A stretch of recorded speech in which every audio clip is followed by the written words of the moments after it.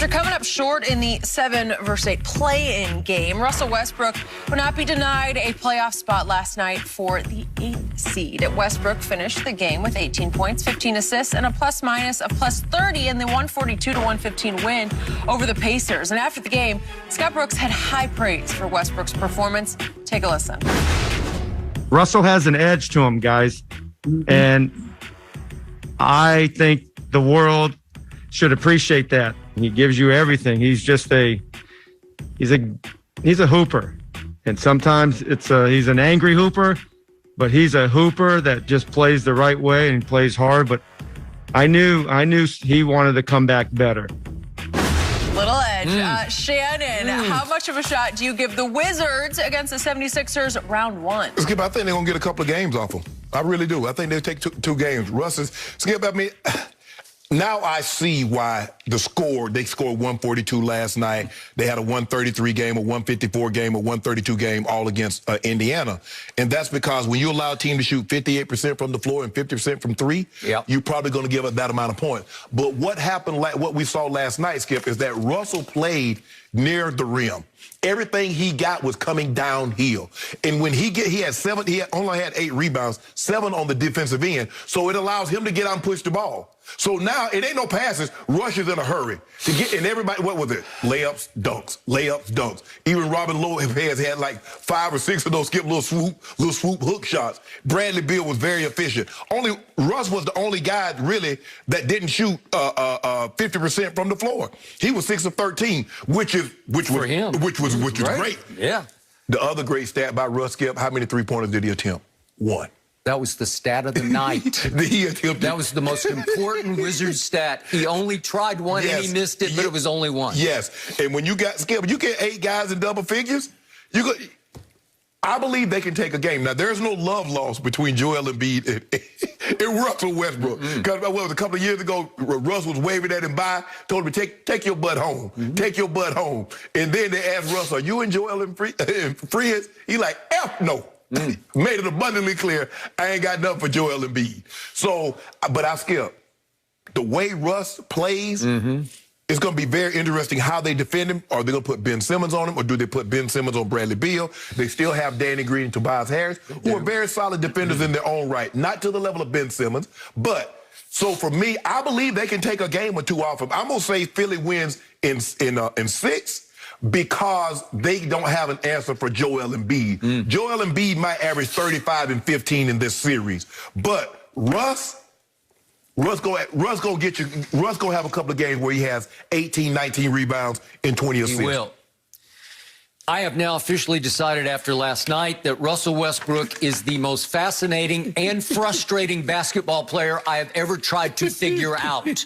Both of us ended the show yesterday by saying, God, I think we got to go with Indiana. Because we were prisoners of the second half moment at Boston when Russ had 13 rebounds in the first half and he got 1 in the second with 0 assists. Right. How is that possible? Russell Westbrook had 0 assists and they just fell all apart against the Celtics. They did. As we know, Jason Tatum just took the game over. Yep. Way to go.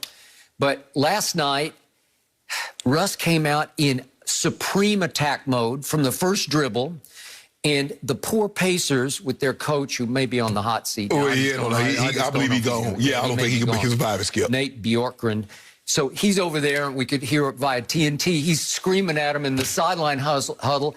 You know, they built the wall, as Kenny Smith showed at halftime on TNT, and yet he's saying, somebody take a charge. Just take a charge. Because Russ just said, I'm going to run through the brick wall. I'm going to run through it every time. And he literally ran through the quote-unquote brick wall that was more like a putty wall. Like, I'm not taking no knee to the chest. You get out there, take a knee to the chest. And he would just get to the rim every time, and he would dish it or dump it to somebody, or he would just score it at the rim.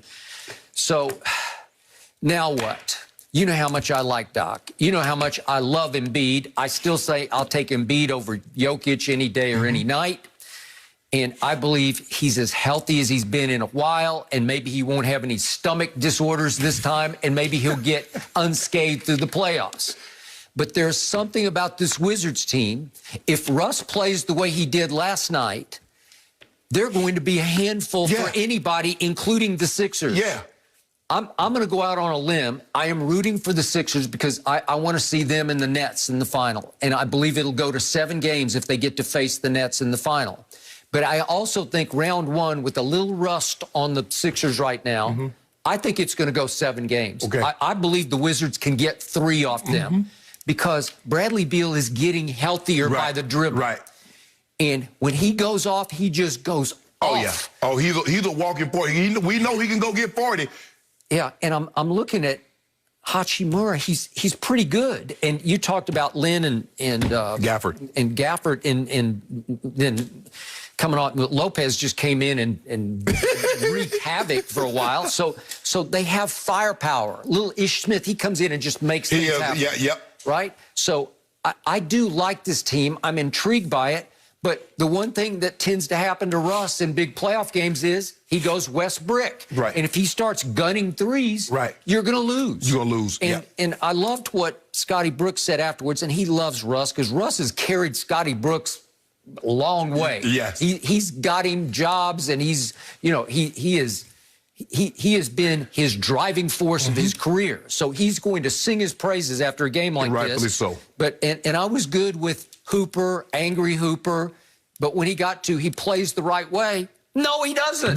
He just doesn't play the right way. I'm sorry. He usually plays the wrong way. Here's a quick case in point.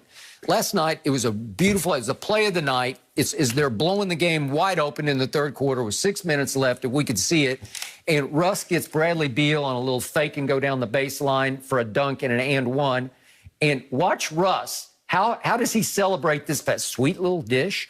And then Russ turns away from Bradley Beal and says, "I am the world. Did you see me? Look at me. No, Look at me." That was a good pass. He said, you didn't think I saw you, did you, Brad? You didn't think I saw you, did you? I saw you. No, but he's basically in all his glory. Magic Johnson, in his heyday, if he had made that dish to James Worthy for a dunk, trust me, Magic would have run to James Worthy and either hugged him or high-fived him or celebrated in his space, in his airspace. Skip, what the guys do now is they make a outstanding pass. You got to put the binoculars on. You got to you see that? Did you see that? You see how it is? Yeah, okay, I got that. So he turns completely away from his brother, his teammate, his co-star, and goes up the court in all his own solo glory, right? That summed up Russ to me. That play was why Russ is now 56 and 54 in playoff games. So he's 2 games above 500. More important, since KD left him, since 2017, Russ is now 9 and 19 in playoff games. And yet I'm making a case. I just kind of like the chemistry of this team.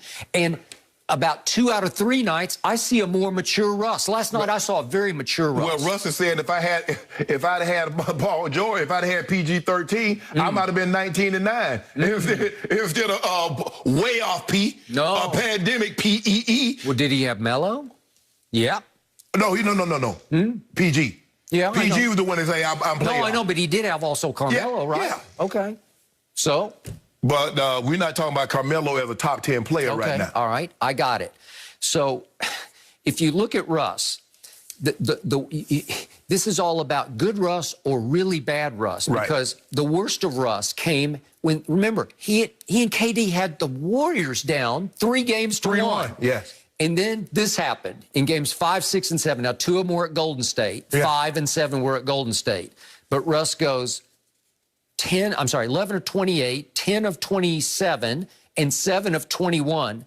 That's 37% from the floor, which is terrible. And in those 3 games, he shot 5 of 19 from 3. He didn't take that many threes, but that's 26%. That's still like 6 a game. I know, that's more than what he should have been taking. Okay, I got it. But in the turnovers, he averaged 5 turnovers a game for those 3 games. That's how you lose to the Warriors that you had dead to rights. Well, Skip, yesterday he had 15 assists with 3 turnovers. You could live with that. Can you? You could live with that. It was the other night where we had a high turnover.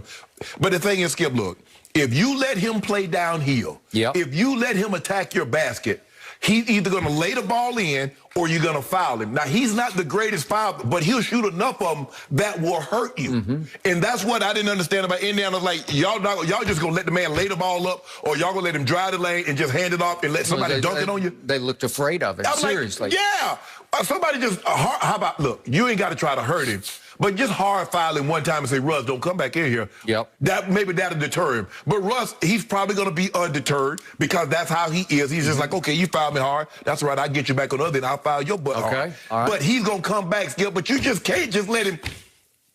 Okay, go ahead, Russ.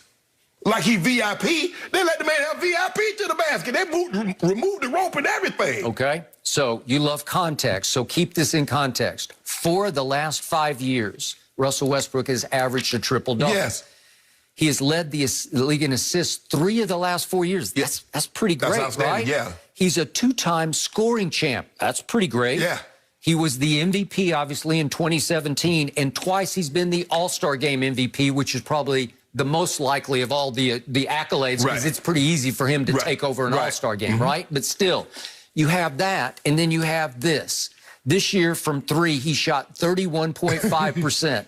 That ranked 150th in the NBA of 156 qualified three-point shooters. What? And then from the free throw line this year, 65.6%, ranked 103rd of 110. What? That guy did that? So he can't shoot a lick, but he can take over basketball games. Yes. At 6 feet 3 inches tall. He's one of the few guys, Skip, that because he can do so many things, he can rebound. Skip, he's top 10 in rebounding. As a 6'3" guard, that's unheard of in today's game. Now, we know what he did assist-wise. He led the league in assists by over 2 per game because Harden didn't qualify. But what he's able to do and the way he can dominate the game, the mere fact, Skip, as you mentioned, he's not a great shooter from the 3, from the field, or the free throw line. And the way he can